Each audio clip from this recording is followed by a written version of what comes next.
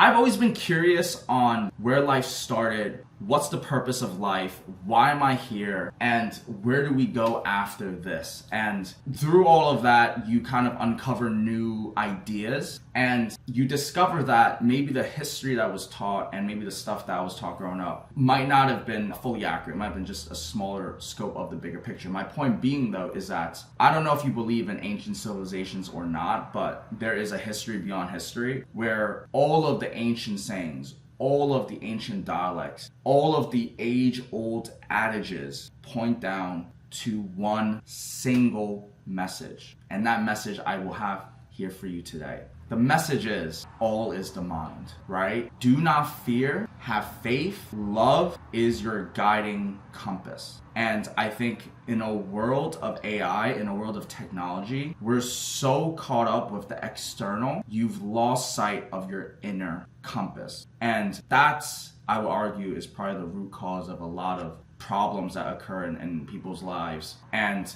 you have to get balanced back in with yourself. My message is for you to look inwards and use love and kindness and compassion and empathy as your guiding compass. Don't let money be your God. Even though my entire brand is also about making money, there are two types of business sides. You have the financial monetary side, making profit. You also have the spiritual side of business. Now, remember this. You could have $1 trillion on your financial side.